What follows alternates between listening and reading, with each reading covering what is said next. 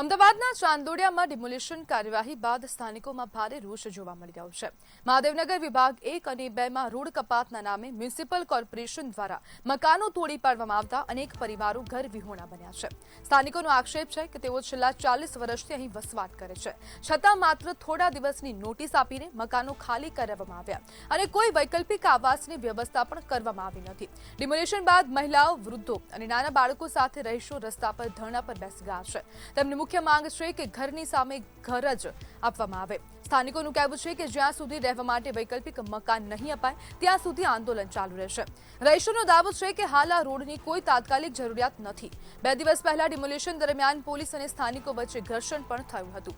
હવે સ્થાનિકોએ ન્યાય માટે હાઈકોર્ટના દરવાજા ખખડાવવાની તૈયારી દર્શાવી દીધી છે અને 2 દિવસ પહેલા ચાંદોડિયા વિસ્તારમાં જે ડિમોલિશન થયું તે ડિમોલિશનને લઈને અનેક લોકોના ઘર જતા રહ્યા છે। અનેક લોકોનું જે ઘર તૂટી ગયું તે લોકોનું કહેવું છે કે છેલ્લા 40 વર્ષથી અમે અહીંયા વસવાટ કરતા હતા અને છેલ્લા 40 વર્ષથી આ લોકોને ખબર ન પડી કે આ મકાનો ગેરકાયદેસર હતા કે પછી કાયદેસર છે। તે લોકોની પાસે દરેક પ્રૂફ છે, છતાં પણ નોટિસ આપ્યાના થોડા જ દિવસોમાં તાત્કાલિક ધોરણે ડિમોલિશન કરી દેવામાં આવ્યું અને મહાદેવનગર વિભાગ 1 અને 2 માં નજીકથી એક રેલવે લાઇન પસાર થઈ રહી છે, તેના કારણે 12 મીટરનો રોડ બનાવવા માટે ડિમોલિશન કરવામાં આવ્યું હોય તેવું કહેવામાં આવી રહ્યું છે અને સાથે સાથે હવે જે સ્થાનિક લોકો છે તે લોકો કહી રહ્યા છે કે હાલ આ રોડની કોઈ જરૂરિયાત નથી, છતાં પણ તાત્કાલિક ધોરણે આવું ડિમોલિશન કરવામાં આવ્યું છે અને તેના કારણે નાગરિકો હેરાન પરેશાન થઈ રહ્યા છે।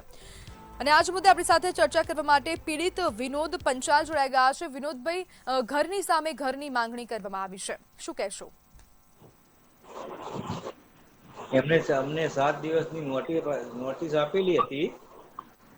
અમે ધરણા ઉપર બેઠા હતા। જી વિનોદભાઈ,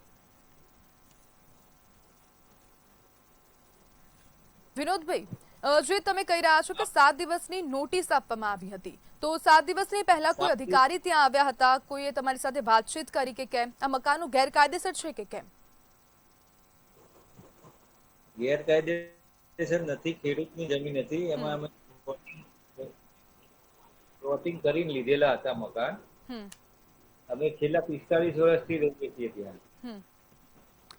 વિનોદભાઈ, તો હવે સમગ્ર મામલે હાઈકોર્ટમાં જવાની તૈયારી પણ હવે સ્થાનિક લોકોએ દર્શાવી છે, તો આપ લોકો હાઈકોર્ટમાં જશો કે કેમ?